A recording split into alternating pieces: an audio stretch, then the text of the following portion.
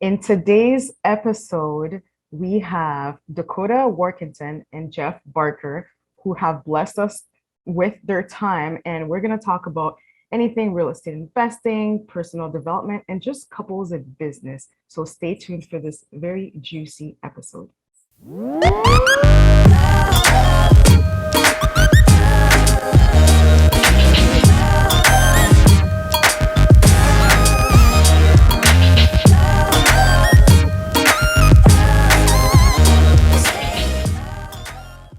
Welcome to the next episode of Same Page. We are your hosts, Sarah Semajist. And I'm Lynn Semajist. Today we have two very special guests with us. We have Dakota Workington and Jeff Barker, who have blessed us with their time and have accepted to be on an interview. So welcome, guys. Thanks for having us. Yeah, we're very excited to be here and obviously to have this conversation with you guys. Awesome. So before we get into it, we have lots to talk about today, but you guys are a couple in business together, more specifically in real estate investing. So just introduce yourselves to our audience. Yeah, so like you said, we are real estate investors, actually recently full-time real estate investors. We are co-founders of our company, Opinicon Investments. And we've been investing now for almost as long as we've been together. We started investing about just over 4 years ago.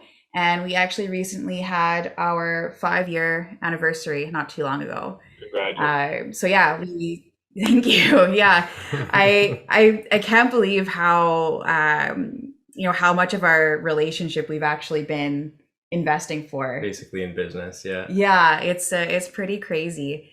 But yeah, we got in investing about 4.5 years ago.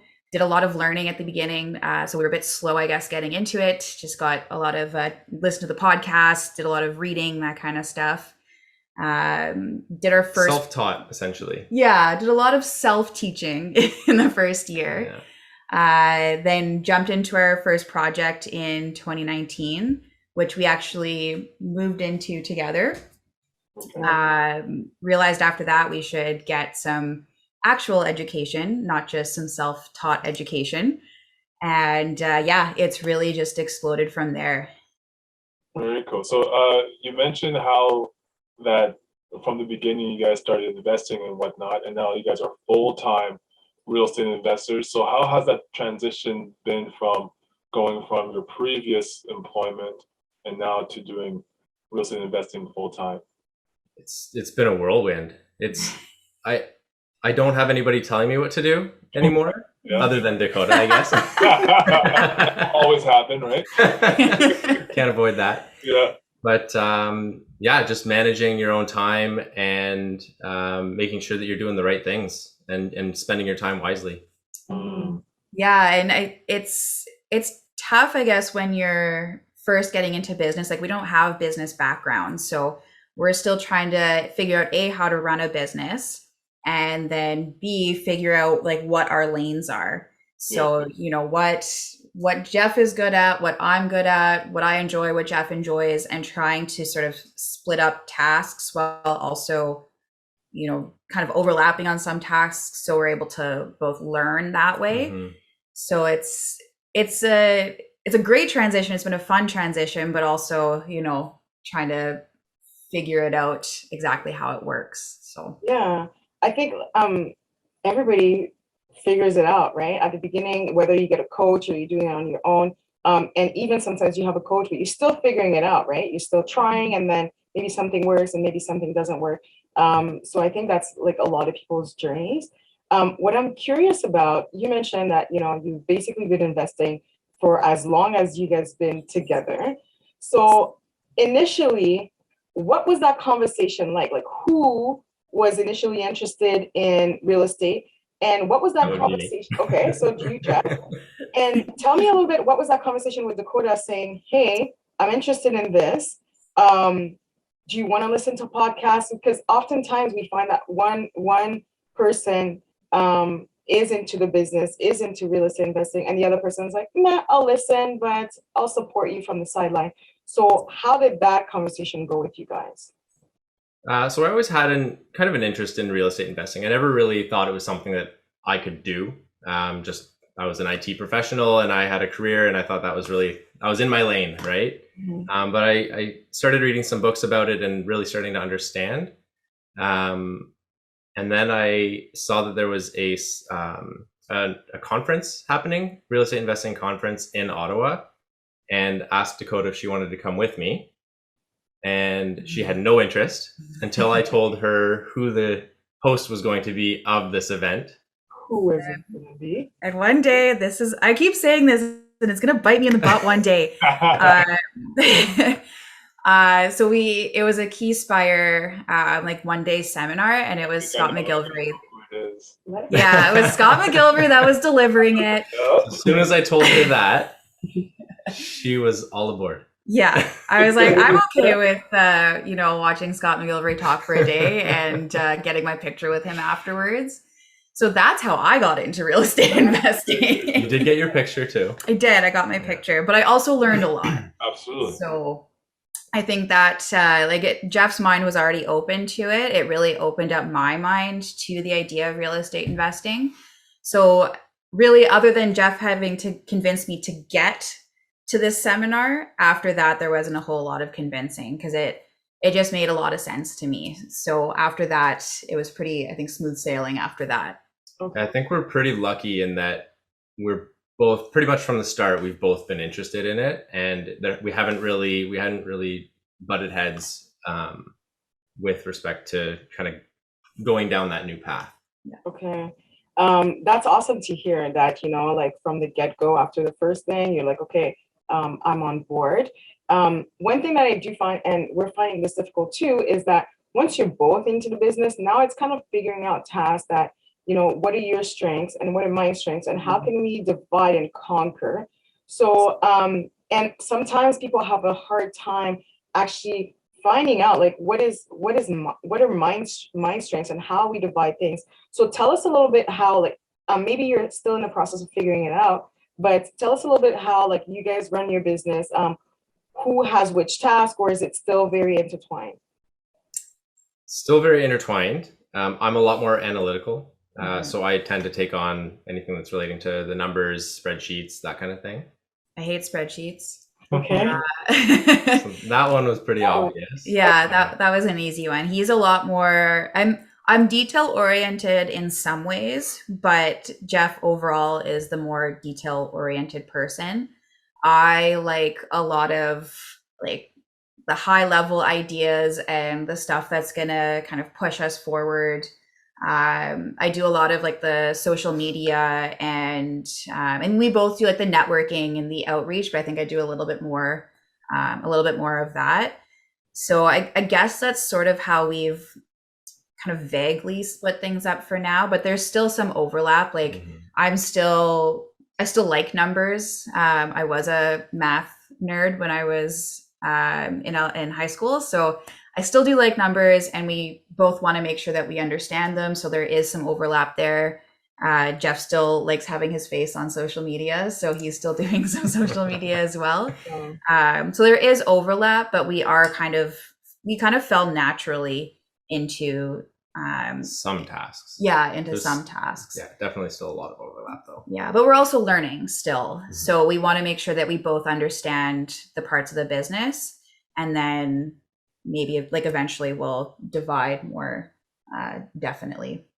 Okay. That's cool. So one thing you mentioned is that how like you basically like started doing these tasks and you're organically like dividing them.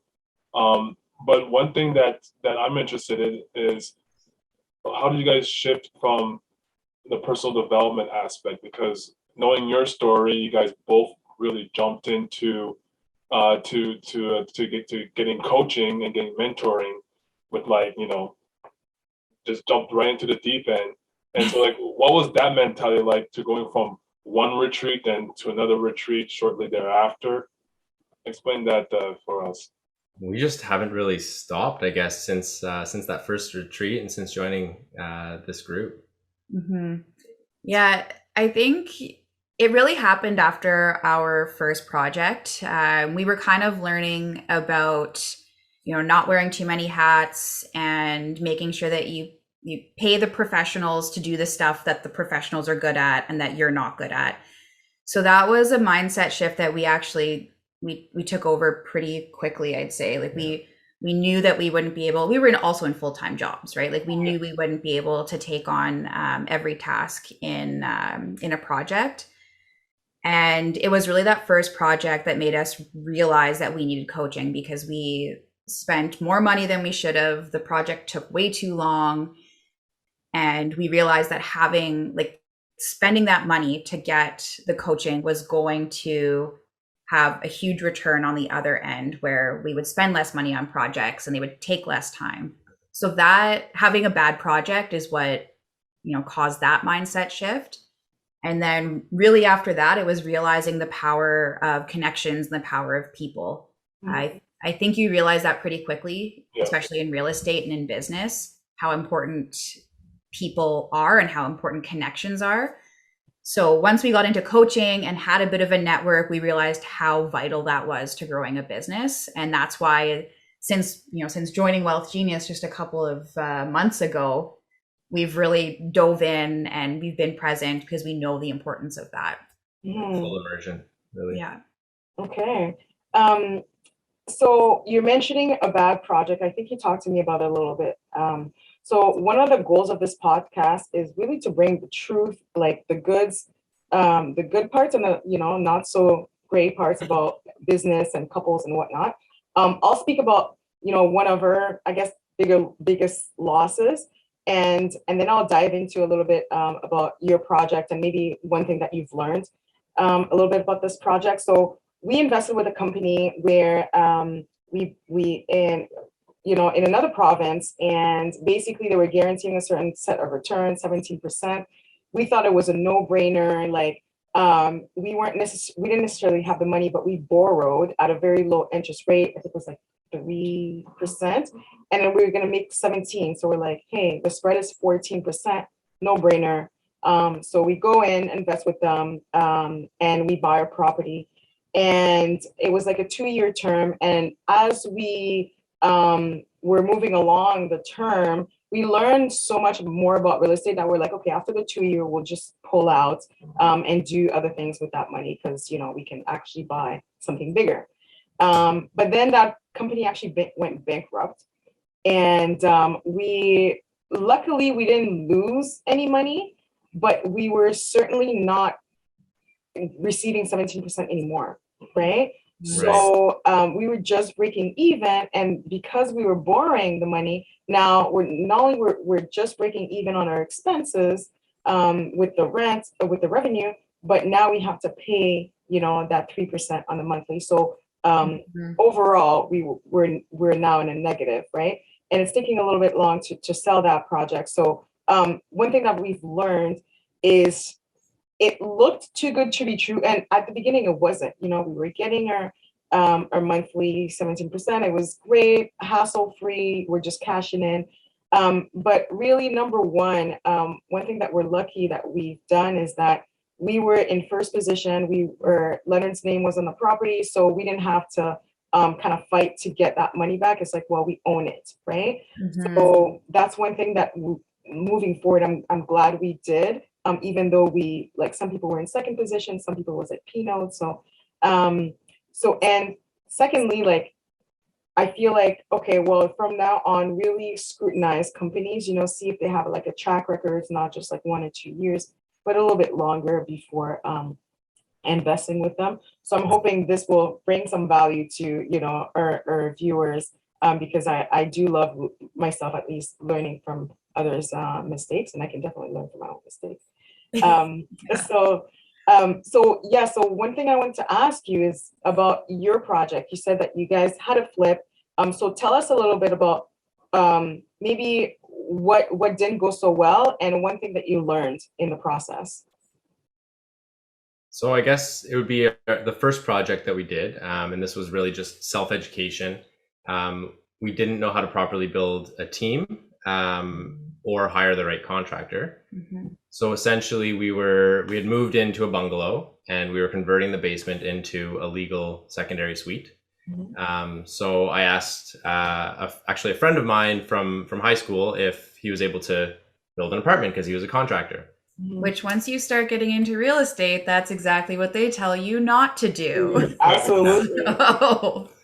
I didn't know what the legalities were for building a legal permitted secondary suite. And then I learned into the project that he didn't either. So the permit was never opened at the beginning and the project was taking a really long time. We were going over our budget on it. And I ended up getting very involved in it. I was reading building code. I was communicating directly with the city myself rather than him doing it. So it was a tough project for sure. It took a year and a half to do it. Luckily we were living in the property, so it didn't end up being like a major constraint on us. We would have had to pay our mortgage anyway. We just had less of a property to live in and we weren't able to collect that like rent from any tenants below. So the big thing that we learned from that project was how to vet a contractor properly and to not just pick someone that you happen to know who, has maybe done some construction. Like there's a lot more to vetting a contractor, and a lot of contractors have sort of their niches that they work in. So finding someone who's right for the project. And the other thing was really that came out of that was the education piece. We were lucky that there was actually someone in Ottawa who had done a lot of basement unit conversions, because at the time that was what we thought our focus was going to be. So we watched her do all these conversions, and she obviously had a lot of knowledge about it. So we said she needs to coach us. Because obviously we say now that we knew just enough to be dangerous at that point. So we said, no, we need guidance. And that's really, I almost thank that for where our business is now, because with the 2 programs we've been in, that's where a lot of the growth in our business has come from. So there was good learning from it. Yeah. And it ended up working out really well. We didn't take a loss on that. It helped obviously that we were house hacking, and then I think we probably put a lot of our own money into it throughout the course of it. But again, it was our own mortgage as well. But I like to say that it ended up being a perfect BRRRR. We were able to take all of our investors' money out because we did have we had borrowed some money for that as well. And so it ended up being very successful. We still have the property and I was going to ask. Okay. rent it out now. So. And it cash flows. Yeah. So and we're no longer living in it. Yay! This isn't the house. So both units are rented. I love it. Well, thank you for sharing. Like I know that piece alone is going to bring so much value to our audience and to other people who may want to venture into doing house flipping as well. But could you expand a little bit on building the right team? Because I know for us, it's been something that it's taking a little longer than expected, and I don't think people really tend to emphasize or realize how long building that team actually takes. So would you mind expanding on that a little bit? Yeah, I feel like we're always building our team. We're always networking. We're always meeting new people. We're kind of meeting better fits and everything. So I feel like we never, and probably will never, have our team fully built. I think it's always going to be expanding and just kind of morphing, I guess. Yeah, as you get into different areas of investing, there are going to be different team members that you need for that type of investing. And it might come down to, you have a lawyer for this type of investing, but you need a different one for this type. So your team doesn't quite translate over into maybe this new project that you're doing. So it's obviously, it's so important to have a good, solid team. Having good relationships with your team has definitely helped us in a lot of spots where we've been in difficult areas, and they've had our back and come and help us like finish projects or move projects along. It's usually around contractors. Yeah. So it's super important, but it can also evolve as you evolve in real estate, and you're kind of refining that team as you go. But having a team that knows how you function and knows where you're going and can kind of not quite like read your mind, but they know what you want out of that project is like invaluable, because it's like having another set of eyes on your project. And Yeah. there needs to be that element of trust as well in both directions. Yeah, you're absolutely right. One thing that I find difficult with contractors, unless you're like a huge company that can keep them busy and just like one project after another, you might find something maybe 3 months, 4 months down the line, and then by the time you're ready to start, they're no longer available. So one thing that I think we're getting better at it, having like a few contractors that we trust kind of in a back pocket, is having like 2 or 3, I would say even 3 would be the minimum. So that if one's not available, you move on to the next, right? And there is a possibility that all 3 of them are not available, but at least you're increasing your chances of having somebody that you trust. Yeah. It allows you to get multiple quotes as well if you have multiple contractors, and then that way they're kind of bidding on it, and there's a little bit of competition that's created to help out. Yeah, absolutely. And if you're good to your team, they tend to put you at higher priority. So even if they're a little bit busy, if you've worked with them before and you've treated them well and you've created a good relationship with them, then they will like try to bend over backwards as much as possible to be able to work with you. And we've actually found that with some of our contractors, where even if we don't have it quite back to back with our projects, they will still do what they can to get our project done with their team. That's great. So, and it just comes down to being good to them, being fair with them, and building a really good relationship. And being easy to work with. Yeah. I think that's some feedback. Yes, yeah, you got to be flexible and understanding too, because there are things that happen that are out of their control, and even on our part, like I remember we had a day where the furnace went out, and so the contractors came in. It was middle of winter, and I mean there's no heat, right? So it's not like they were like, well, like how could you let this happen? So they just got in, and then they're like, hey, this is what's happening. Do you want me to stay on site to check it out with you? And we went to check it out. So luckily it was resolved within a couple of days. But those are things that like you want your contractor to call you and not be mad that you have to pay these guys for the day maybe, but they can't work, sort of thing, right? So I think you're right. It is very important to build that trust in that team. So I want to get into like, okay, the relationship part. Okay.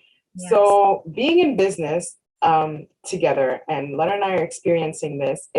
For us, it's like constantly business, right? You wake up and I'm like, did you text this person? Did you call? Oh yeah. Oh yeah. Like even before the moment you wake up to the moment you go to bed. Exactly. About business. So have you guys, and maybe you're still figuring it out, but have you guys found a way to navigate around that? Do you guys take pause in the business? Like, how does that work in your relationship? We've tried. We took one weekend vacation. It was a long weekend, yeah? No, I don't think so. But it was a weekend. We tried to get away. We went to a cottage, and we told everybody we were disconnecting, and we said we're not available this weekend. We're actually going to disconnect. And I think we worked about 40% of the time. Okay. Wow. Yeah, we're still trying to figure it out. I think a hard part during COVID, we do a lot of our best disconnecting when we're like really traveling and like leaving the country, kind of traveling. Mm-hmm. So COVID was really tough, where we weren't really able to do that as much. And yeah, we're really still trying to figure that out, because obviously you can't just like leave the country every time you want to not talk about real estate. No, you can't. Yeah, that's really tough. So we're still, nice. Yeah, it would be nice. So we're still really trying to figure out, how to disconnect from the business. Because even we'll go on a date, for example, and we'll be like, okay, this is just us time. And then it'll be like, what are our next project? What direction are we going in real estate? And we're like, wait, no, it's about us. It's about us. It always ends up being a write-off. Yeah, but what direction no, it's about us. So it's really tough, because that's that's one of our biggest like interests right now as well. So you normally talk about what your interests are as a couple, and like that's one of the biggest ones that we have. Yeah. So it's tough to get away from it. We're working on it. It's We're also trying. just the two of us, so we don't have we haven't hired a VA or anything like that, so we have no other helping hands. So everything is kind of falling on us when it comes to decisions, and even just the kind of the annoying work, I guess. Yeah. Paperwork. It's always paperwork, Yeah. and it's just always on the top of our mind because we're in it. We're working in the business. Yeah.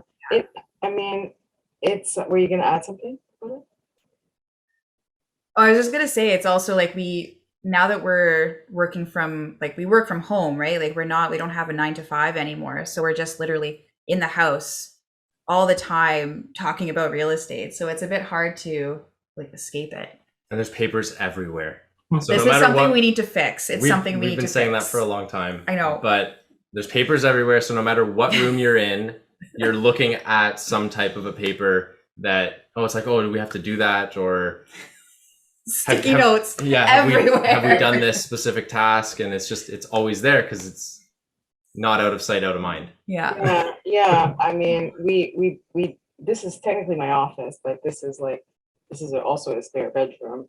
But so this is like papers are everywhere. Leonard's office is literally the basement, the man cave. Now it's the basement, but it Yeah. used to be the dining table. Yes. Mm-hmm. Yeah. I feel that. I can only imagine now. I'm trying to have dinner and I'm just like, oh yeah, pay this person. Oh yeah, this mortgage just due. Oh yeah, this and this and that, right? And then you have a little one trying to eat the paper. Yeah, that's another level. And sometimes I'm like, maybe if he eats it, the bill will go away. I like the strategy. Yeah. I like It's okay. Then I don't have to feed you dinner either.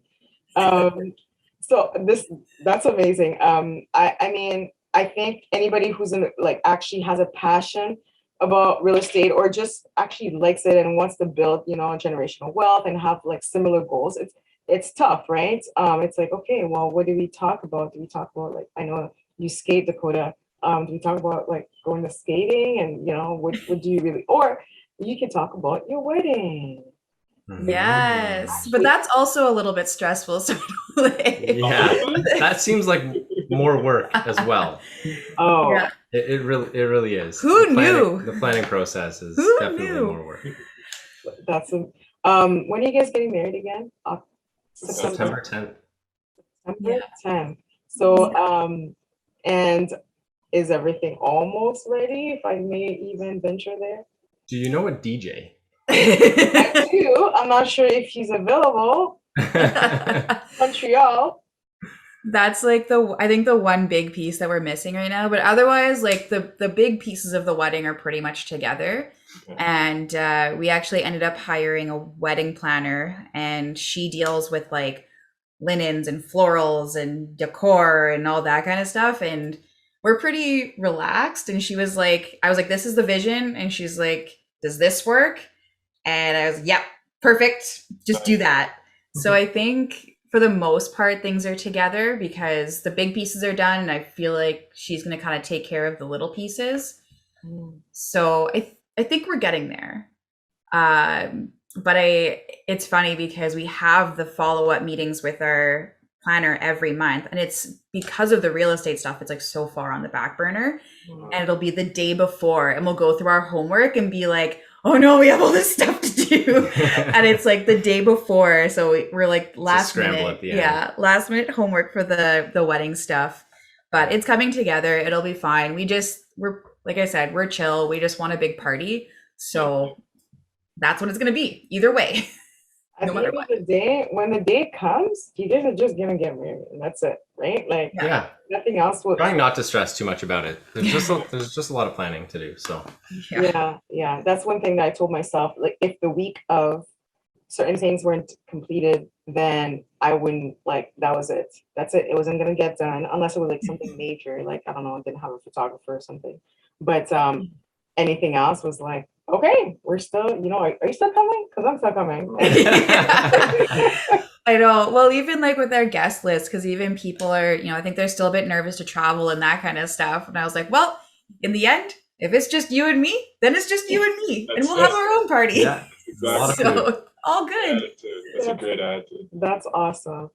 Guys, I feel like we could talk about many other things. We didn't even get into your journey to how you guys quit your job. So I'm gonna leave that for part 2 because I Love do it. have you guys back. I know you guys are working on a big project right now or a big acquisition. Yes. So I'll leave it there. Maybe we'll touch base about that once you acquire it, if you do move forward with it. When When you guys When do. you so do you feel like you are moving forward? Like, is it still in this deciding time? It's looking good. it's looking really good. Yeah. I love this little sprinkle of hints that we're leaving right now. Yeah. I love it. Breadcrumbs. Exactly. Yes. Exactly. Well, if people want to know more about your project, they'll have to reach out to you, To find out. personally, and to find out, where you are at the stage, and even if they want to, get into this project with you, I think there may be opportunities. I don't know. Definitely are. Yeah. So I guess, can you tell people how they can reach you if they want to connect with you because they love your vibe? Yeah, so we're most active on Instagram and Facebook. The easiest way really is on Instagram and Facebook is Opinicon Investments. That's our business page. And then, because if you reach out to us on Opinicon Investments, you don't know who you're getting. It could be Most me. likely her. It's probably me. Every once in a while, it's Jeff, and he gets some interesting messages because people think they're reaching out to me. He gets a lot of like, "Hey, girl," and he's like, "What?" I'm not a girl. But that's that's the easiest way to get a hold of us. And then, if you want to reach out to one of us personally, they're also on the business page anyway. So you can, if you want to particularly reach out to Jeff, that would be probably the best way to do it. My personal. Yeah. Opinicon Investments on both Instagram and Facebook. This is amazing. So we'll put it in the description on YouTube.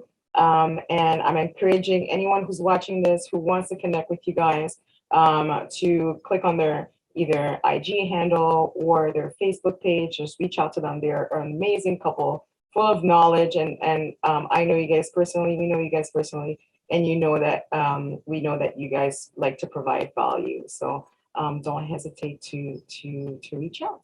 Yeah. And on that note, thank you for joining us. Until next time. Don't forget to live your truth.